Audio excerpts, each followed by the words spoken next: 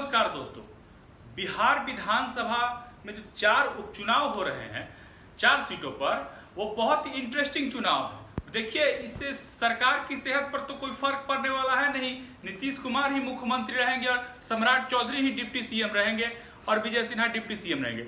लेकिन इसमें कुछ ऐसी पार्टियां हैं जिनकी उम्मीदवारी से यह चुनाव रोचक जरूर बना हुआ है और वो बिहार की राजनीति में कितना दम रखते हैं, ये देखने वाली बात होगी। अगर आरजेडी की बात की जाए तो महागठबंधन के पास 3 सीटें थी। केवल इमामगंज एनडीए के पास था, जीतन राम मांझी की वो सीट थी। बाकी जो 3 सीट थी, तरारी माले के कैंडिडेट वहां से पिछली बार जीते थे। उसके बाद रामगढ़ से आरजेडी के सुधाकर सिंह जीते थे और बेलागंज जहां से सुरेंद्र यादव जीते थे आरजेडी के।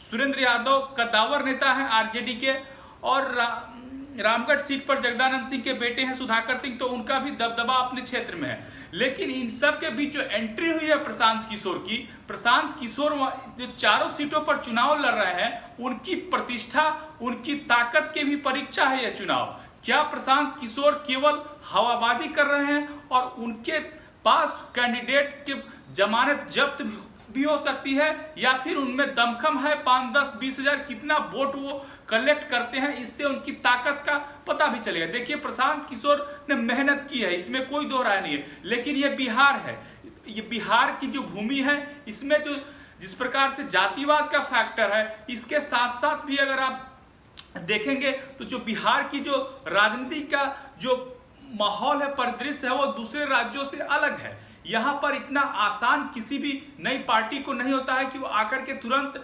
चुनाव जीत ले और अपनी विधायक वहां पर बना ले। ये दिक्कत होती है क्योंकि यहां पर जो पहले से मजबूत जो छत्रप है, अब जो पार्टियां हैं, उनमें बहुत एक मजबूत केमिस्ट्री का काम करता है चुनाव।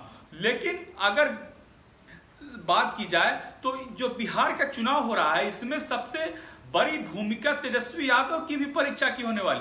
तेजस्वी यादव जिस प्रकार से दावा करते हैं कि वो A to Z की बात करते हैं, तो जब तक तेजस्वी यादव जानते हैं MY से तो सरकार बनेगी नहीं बिहार में, उनको A to Z के पास जाना ही पड़ेगा। लेकिन जो 4 सीटें हैं, वो 4 सीटों में हर सीट का जो कंडीशन है वो बताता है कि तेजस्वी के लिए बहुत कठिन परीक्षा होने वाली है। क्योंकि इस बार जो घेरेबंदी तेजस्वी यादव की हुई है नीतीश कुमार और बीजेपी के द्वारा, वो तगड़ी घेरेबंदी है। हाँ, जरूर उनके जो कुछ अनुमान है प्रशांत किशोर से कि उनकी कितनी वोट आते हैं, अगर फिर भी घूम फिर कर वहीं पर बात आती है कि सभी देश की निगाह।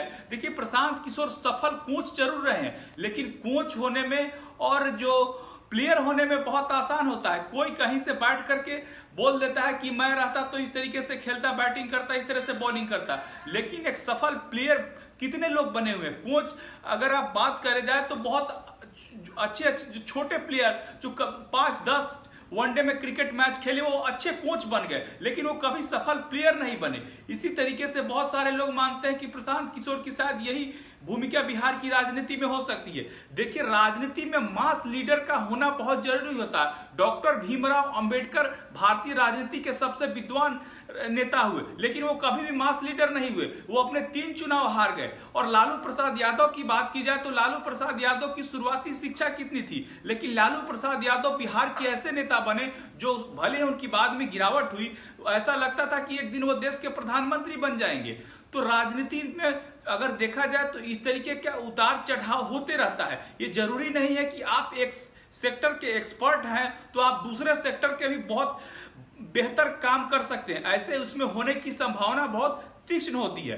दिल्ली की बात की जाती है कि अरविंद केजरीवाल ने वहां पर पार्टी बनाई, सरकार बनाई, तो दिल्ली एक म्यूनिसिपैलिटी की तरीके से है। वहां पर 70 विधानसभा है और शहरी आबादी है, घनत्व पढ़े लिखे लोगों की संख्या है, कास्ट फैक्टर कम काम करता है और भ्रष्टाचार का मुद्दा हावी था। उसका फायदा लेकर के अरविंद केजरीवाल ने बनाई।